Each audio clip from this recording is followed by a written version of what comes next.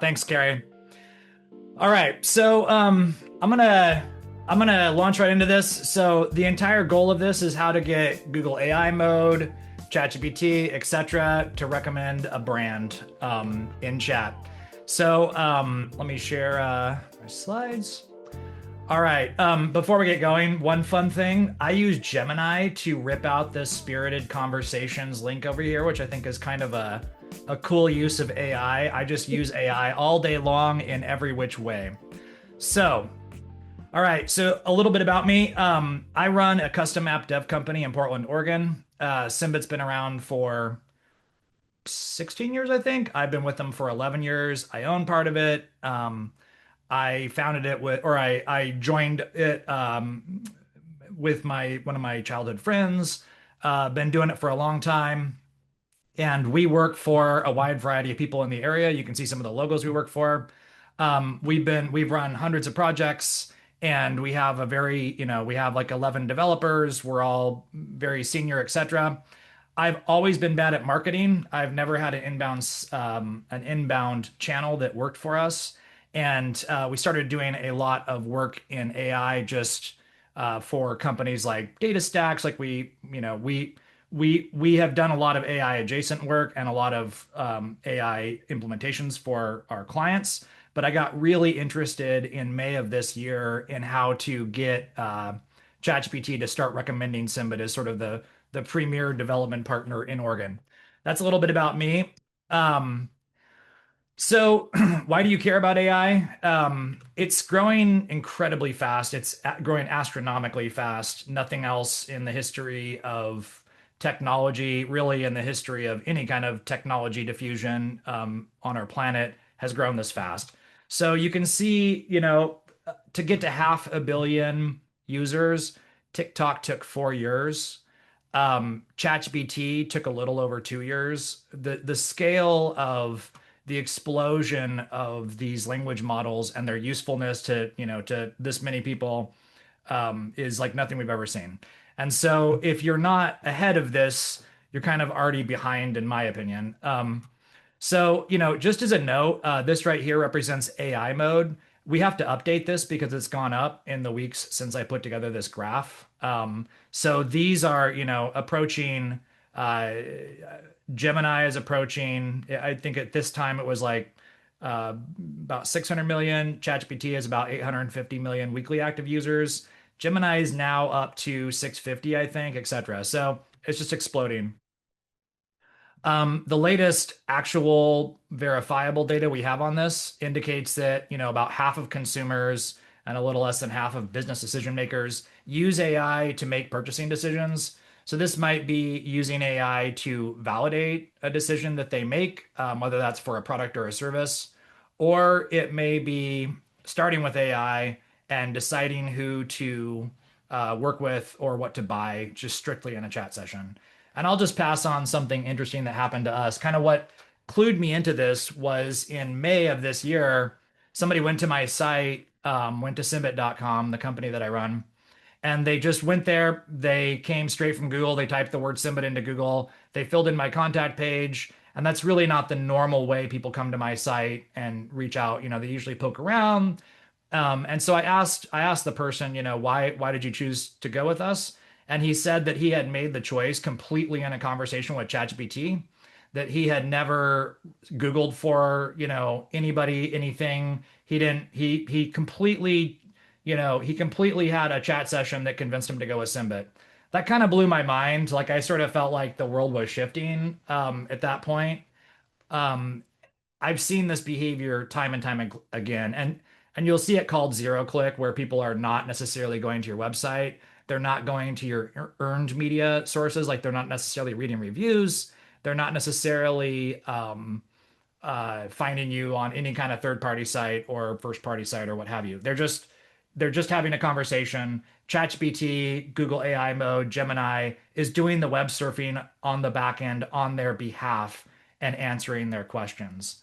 Um, by the way, if anybody has experienced some of this zero click behavior from, brands you represent or whatever, I'd be curious. So unmute and tell me. Hi, I can share. I'm with Chief Outsiders, and we are seeing now about 30 to 40% of our web leads come in when we ask how you found us. The answer is ChatGPT. Wow. Um, and do you get when that happens, do you, except for manual attribution, asking them how they found you, do you have any way to tie that to any kind of session? Like, do you see any clicks on your website? Are they going to ChatGPT and clicking through? Because I have not been seeing that. I've been seeing them just typing my name later on into Google. I couldn't really give you a good answer, but I know Carrie works with people on our team who probably can. I think that they're getting such strong recommendations from ChatGPT. Like I had one CEO write, you came out as the number one fractional marketing firm on ChatGPT, so that's why I'm calling you. I don't think he went to our website other Wow. than to fill in the But form. the, the challenge is like they may not be at your website. There may be people, your customers, they talked about you, they're their job boards, they're in their Slack channels, wherever. They're looking into other spaces by which people are really having conversations. Yeah, they're probably posting links to, and they eventually get to your site. But there's any number of other ways by which it's just a richer experience than just search that a generative AI conversation is actually having with some potential customer of yours. Yeah, absolutely. So, all right. So what is this? Let's just try it. So let's go here. And I'm just gonna go to ChatGPT and I'm gonna say, who are the best dentists in Seattle, right? Flip it over to temp chat mode. Let's just go simulate what someone might see. Um, all right, so Dental Care Seattle, Pike Place Dental, Seattle Dental Co., etc. So this is a long list of dentists. If we click on this, we'll see you can pull this up, click on get directions there, etc. But how do you get to the top of this consistently? So let's try this again. So let's just copy this exact prompt and let's go back to ChatGPT and flip it over to temp chat so it doesn't know anything about me. All right. So it's not the exact same list. You can see even if I flip between it that the list is just changing. There's more or less entries, etc. If you run this 20 times, you'll get 20 different results. Okay. So the first thing to understand about ChatGPT or about any language model that you're asking questions of that's searching on your behalf is that it's a semi-stochastic response mechanism, right? Like you're getting all of these not random but statistical distribution of answers, right? And so you may or may not be mentioned. It is really hard. It's interesting. Dental Care Seattle is the first one in both of these.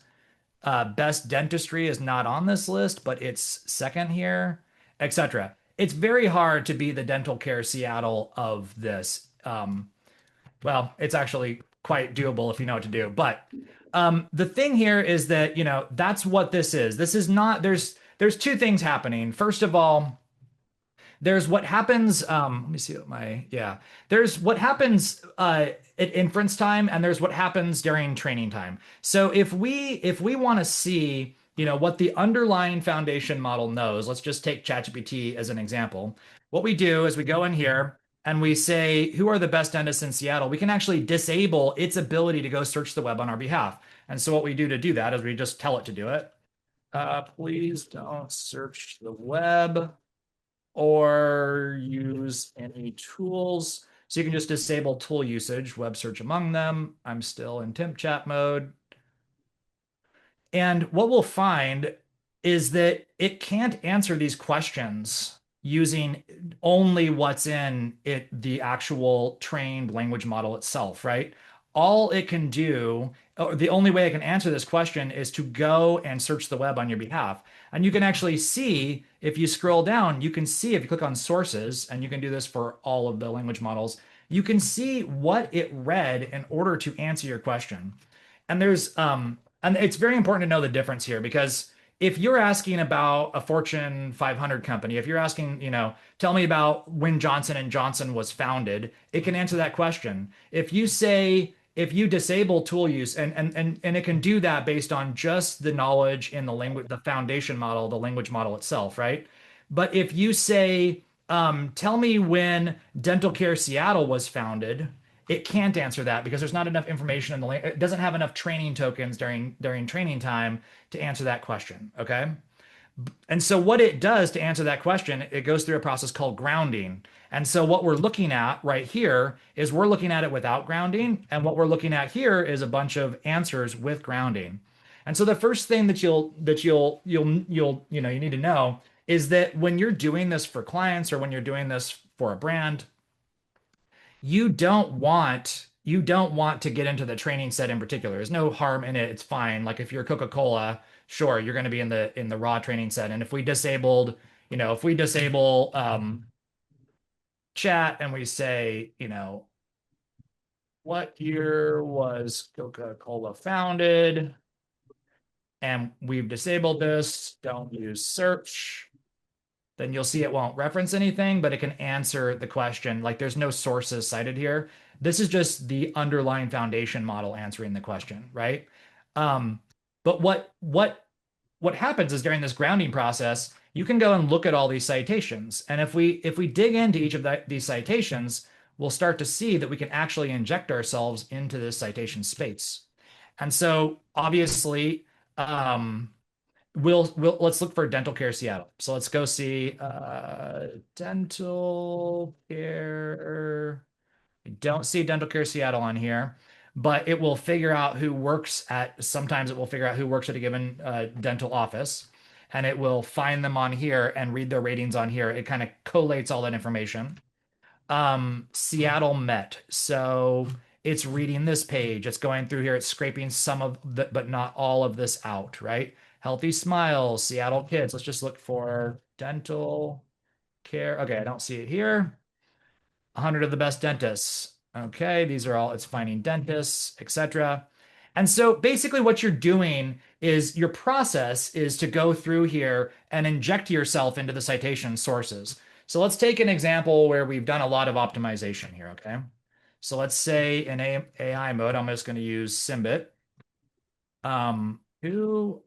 Who are the best mobile app dev companies in Portland, Oregon, right? And we go to AI mode. It's thinking, it's reading sites. You can see it searching this, right?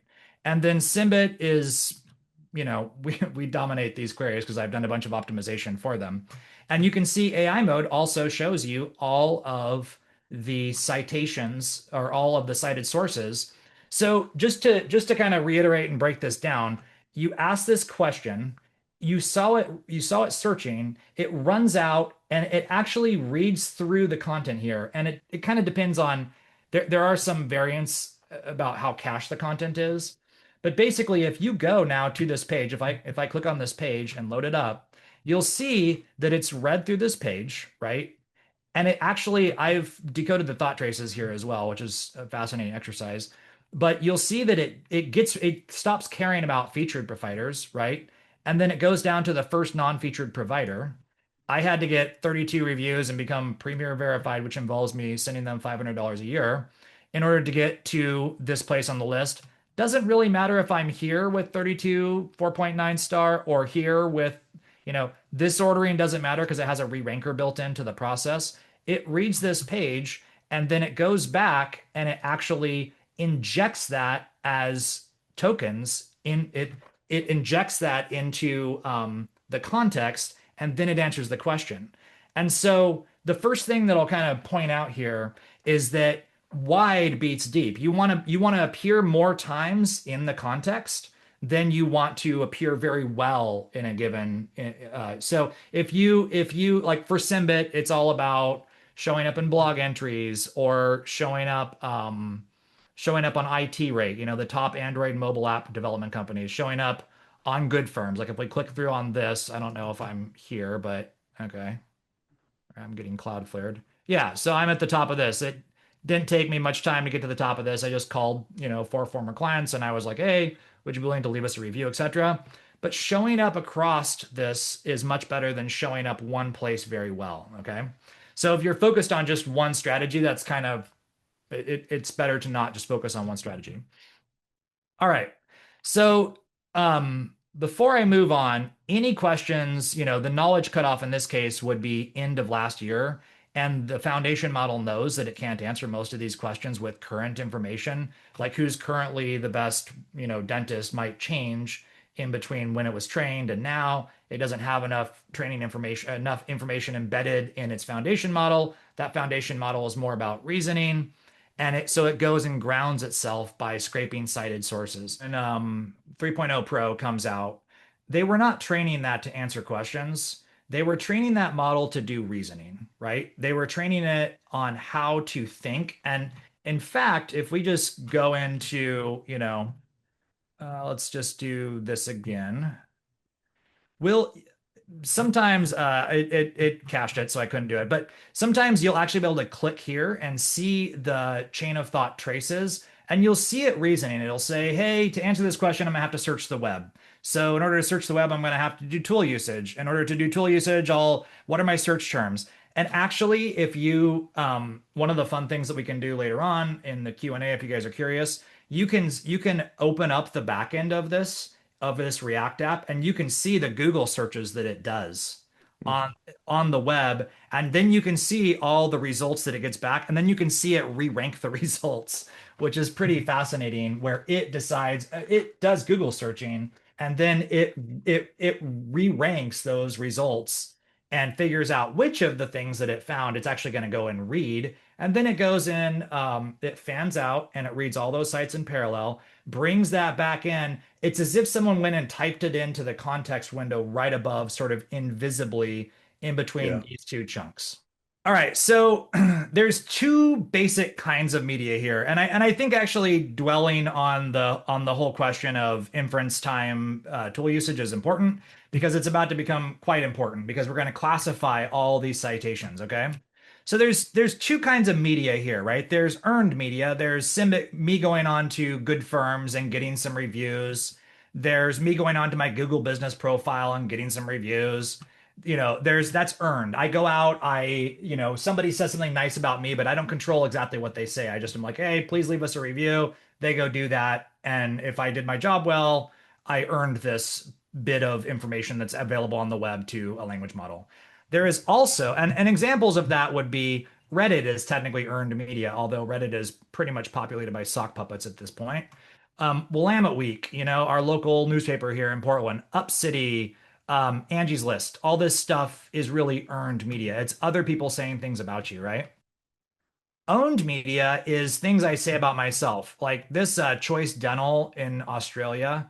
I know the guy who works with them, and they dominate for some reason in a specific region of Australia. They really do well, and I've just been very interested in like examples like this where like getting to the point where you can go to Google AI mode and Symbit always shows up first, or go to ChatGPT and Symbit shows up first. Like that's kind of become I've looked for other examples of that. And the holy grail here is to own this across both owned media and earned media. So let's now go look at some examples of this, right? You know what? I'm gonna use Symbit as an example. Okay, let's pull that back up. All right. So let's look at these. So this is earned media because if we went and looked at this, we would see that it's other people saying things about me.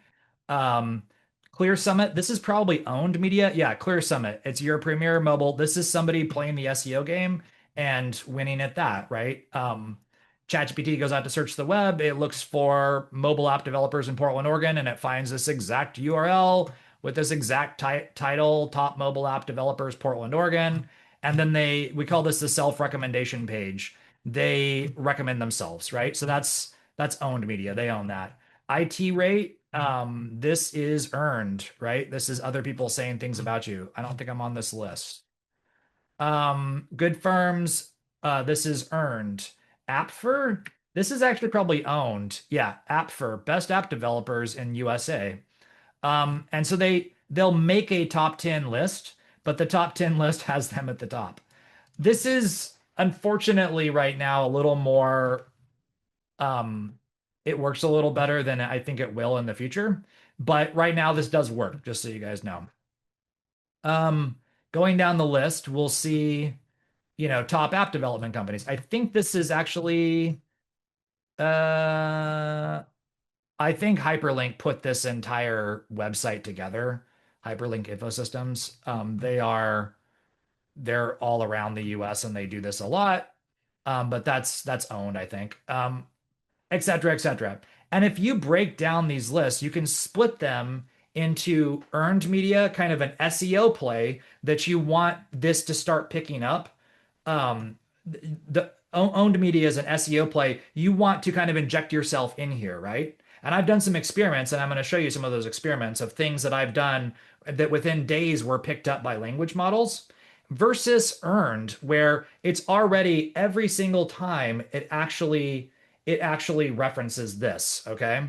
And so when it references these pages, then if you can start showing up in that already referenced cited source, then you can kind of win that direction. And remember, wide beats deep. So you want to show up all across the context space here, okay? The citation space. So before I go on, any questions about owned media versus earned media?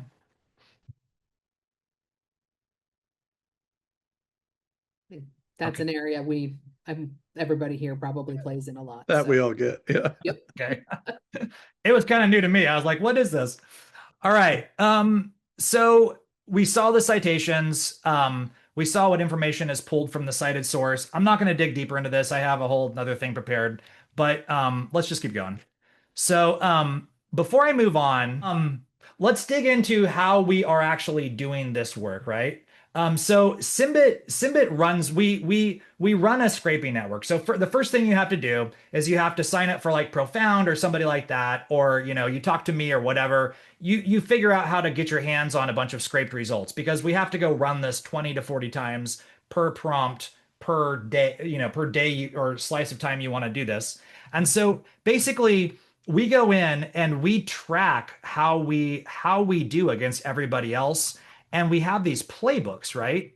And so these playbooks are, this is my brand new playbook that we just started working on this week. So we figure out what is being referenced. We figure out what's being scraped, what's being referenced, and then we figure out where we need to appear. Like, we're not showing up here, I don't think. And we've realized that for some of the prompts here, we need to start showing up in that spot in order to inject ourselves into that citation space. And you know what? Let me show you guys a somewhat simpler view of this. So here is a different example. This is how we used to do it on Google Sheets.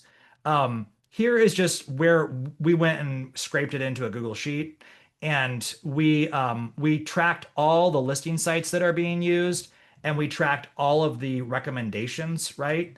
And then you can just go count up the listing sites here. So you can just go say, oh, for this exact prompt, like for this prompt that's like, who's the best whatever, which will capture that prompt and also adjacent prompts, then you can just go and you can count up the number of times a given cited source, a given source was cited, and then you can go put yourself into that space, right?